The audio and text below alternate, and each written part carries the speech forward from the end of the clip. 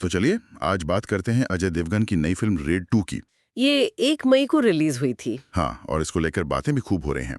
मिली जुली सी प्रतिक्रियाएं हैं। बिल्कुल, हमारे पास कई स्रोतों से जानकारी है, जैसे new Indian express, Hindustan times, ABP live, times of India, बड़े नाम हैं। और हाँ, रॉटन टोमेटोज, नाउ रनिंग जैसे एग्रीगेटर्स के आंकड़े भी हैं और विकिपीडिया से बॉक्स ऑफिस का डेटा भी। तो कोशिश यही रहेगी कि समझें कि भाई आलोचकों को क्या लगा, दर्शकों को क्या पसंद आया या नहीं आया। और ये बॉक्स ऑफिस पर इतना कैसे चल गई, ये सबसे बड़ा सवाल है शायद। सही। तो शुरू करते हैं आलोचकों की राय से। जो सुनने में आ रहा है वो ज्यादातर नेगेटिव या बस ठीक ठाक ही है। हाँ, मतलब एवरेज रेटिंग्स देख लीजिए, ज्यादातर 5 में से 2 या 2.5 के आसपास ही हैं। हाँ। बहुत अच्छी नहीं कह सकते। हाँ, मैंने पढ़ा न्यू इंडियन एक्सप्रेस ने तो लिखा है धैर्य पर रेड, मतलब फिल्म जरूरत से ज्यादा लंबी और घिसी पिटी लगी उन्हें। और एबीपी लाइव ने भी 25 ही दिए।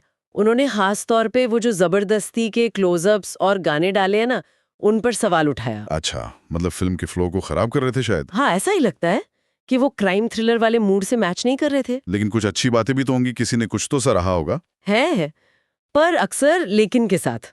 जैसे हिंदुस्तान टाइम्स ने कहा कि भाई पहला हाफ मजबूत था, ट्विस्ट भी थे, हाँ। लेकिन विलन का किरदार उतना दमदार नहीं लगा और दूसरा हाफ फिर धीमा पड़ गया। अच्छा। और टाइम्स ऑफ इंडिया, उन्होंने शायद 35 दिए थे। हाँ, उन्होंने 3 दिए। अजय देवगन रितेश देशमुख के काम की तारीफ की, क्लाइमैक्स को भी दमदार बताया। तो फिर कमी कहाँ लगी उन्हें? उन्हें लगा कि फिल्म जरूरत से ज्यादा सीरियस हो गई, मतलब वो जो एक मजेदार एलिमेंट होना चाहिए था वो शायद कम था। और मनी कंट्रोल, उनका क्या कहना था? उनका भी यही था, 255 दिए। बोले कि पहली फिल्म की इतनी नकल है कि आप इमोशनली जुड़ ही नहीं पाते। सारा ध्यान स्टाइल, गाने, इन सब पर चला गया। और लाइव मैन को तो अजय देवगन का वही सीरियस वाला अंदाज शायद बोरिंग लगा। हाँ, कुछ ऐसा ही। तो कुल मिलाकर देखें तो आम राय यही बन रही है कि फिल्म ऊपर से तो स्टाइलिश है, स्टार्स है, पर अंदर कहानियां गहराई की कमी है, खासकर पहली रेड से तुलना करें। किरदारों और एक्टिंग की बात करें तो अजय देवगन का तो वही चिरपरिचित अंदाज होगा, हमें पटनायक वाला। बिल्कुल। अब ये किसी को पसंद आया, किसी को लगा कि भाई इसमें कुछ नयापन नहीं है, वही सेम चीज। और रितेश देशमुख, हाँ, वो विलन बने हैं शायद, दादा भाई। हाँ, दादा भाई, उनके लिए भी मिली जुली राय है। कुछ ने कहा कि इंटेंसिटी अच्छी थी, स्क्रीन पर दिखते भी अच्छे हैं, लेकिन कई समीक्षकों को लगा कि किरदार को ठीक से लिखा नहीं गया, मतलब उसका पोटेंशियल पूरा इस्तेमाल नहीं हुआ, अधूरा सा लगा। पर सहायक कलाकार अच्छे थे, है ना? अमित सियाल, सौरभ शुक्ला, सुप्रिया पाठक, इनकी तारीफ हुई है। हाँ, इनकी तारीफ हुई है। कहा गया है कि जहाँ सीन थोड़े कमजोर भी थे, वहां भी इन्होंने अपनी एक्टिंग से जान डाल दी, तो ये एक अच्छी बात है। चलिए, ये तो अच्छा है। अब आते हैं कहानी और डायरेक्शन पर। यहाँ क्या मसला रहा? ज्यादातर लोग कह रहे हैं प्रिडिक्टेबल है। हाँ, बिल्कुल। फॉर्मूला बेस्ड कहानी लगी सबको।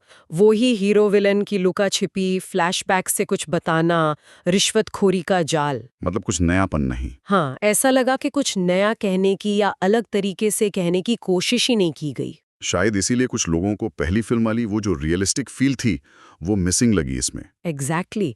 पहली वाली ज्यादा जमीन से जुड़ी हुई लगती थी, ये थोड़ी ज्यादा ग्लॉसी है। और वो गाने, तमन्ना भाटिया का भी गाना है शायद, वो कैसा लगा? वो ज्यादातर रिव्यूज में यही आया है कि गाने फिल्म में ठूसे हुए लगते हैं, मतलब कहानी की रफ्तार रोकते हैं या माहौल से अलग लगते हैं। और विजुअल्स, लुक तो स्टाइलिश बताया जा रहा है। हाँ, लुक स्टाइलिश है, प्रोडक्शन डिजाइन, सिनेमाटोग्राफी अच्छी है, लेकिन वही बात कि क्या वो स्टाइल कहानी की गहराई या इमोशन को बढ़ा रहा है? शायद नहीं। वो क्राइम थ्रिलर वाली फील से भटका भी सकता है। तो फिर ये सबसे मजेदार बात आती है, दर्शक और आलोचक बिल्कुल अलग अलग राय। हाँ, ये बड़ा दिलचस्प है। रॉटन टोमेटोज पर देखिए, क्रिटिक्स ने दिए हैं सिर्फ 33%। सिर्फ 33%? हाँ, और ऑडियंस स्कोर देखिए 70%। अरे वाह, इतना फर्क! नाउ रनिंग पर भी ऐसा ही है। हाँ, नाउ रनिंग पर भी दर्शक कहीं ज्यादा खुश दिखे। और ट्विटर पर भी जब फिल्म रिलीज हुई थी तो शुरू में काफी पॉजिटिव बज़ था, लोग दूसरे हाफ की परफॉर्मेंसेस की तारीफ कर रहे थे। ये तो बड़ा अजीब है ना? मतलब आलोचकों ने लगभग खारिज कर दिया और जनता को पसंद आ रही है। बिल्कुल। और फिर बॉक्स ऑफिस कलेक्शन तो जैसे रिकॉर्ड ही तोड़ रहे हैं। वही तो, 14 दिन में ही करीब 174 करोड़ कमा लिए। और वर्ल्ड वाइड कलेक्शन कितना बताया जा रहा है? 220-240 करोड़। हाँ, लगभग उतना ही। और इस साल की यानी 2025 की तीसरी सबसे ज्यादा कमाने वाली हिंदी फिल्म बन गई है ये। तो फिर ये हुआ कैसे? मतलब इतनी आलोचना के बाद भी इतनी कमाई। देखिए, इसका जवाब शायद दर्शकों की अपनी पसंद में है। हो सकता है बहुत से लोग हैं जिन्हें बस एक बड़े बजट की स्टाइलिश एक्शन फिल्म देखनी है जिसमें उनका पसंदीदा स्टार हो हाँ, अजय देवगन की फैन फॉलोइंग तो है ही। और कहानी जानी पहचानी हो, ज्यादा दिमाग न लगाना पड़े।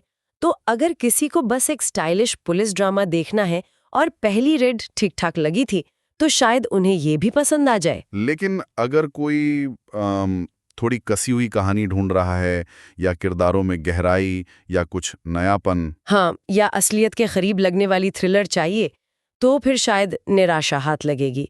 ये उनके लिए नहीं है। तो कुल मिलाकर रेड 2 एक क्या कहेंगे, टिपिकल बॉलीवुड मसाला सीक्वल। हाँ, कह सकते हैं। देखने में अच्छी है, स्टार पावर है, भ्रष्टाचार से लड़ने वाले हीरो की कहानी है, ये सब चलता है। लेकिन हाँ, वो अपनी ही चमक-दमक गानों के बोझ तले कहीं दब सी गई है। किरदार उतने यादगार नहीं बन पाए और कहानी भी वही पुराने रास्ते पर चलती है, कुछ नया नहीं करती। तो नतीजे ये निकला कि आलोचकों ने कहा ठीक-ठाक, औसत, दर्शकों ने कहा वाह मजा आ गया, और बॉक्स ऑफिस बोला सुपरहिट। बिल्कुल। और ये सोचने वाली बात है फिर हाँ। कि क्या रेड 2 की ये जबरदस्त कमाई इस तरफ इशारा कर रही है कि आजकल बड़ी बॉलीवुड फिल्मों के लिए कहानी में दम होना या कुछ नया करना उतना जरूरी नहीं रहा जितना कि बस स्टाइल, स्टार्स और एक हिट फॉर्मूला होना जरूरी है। क्यों, ये सवाल तो मन में आता है।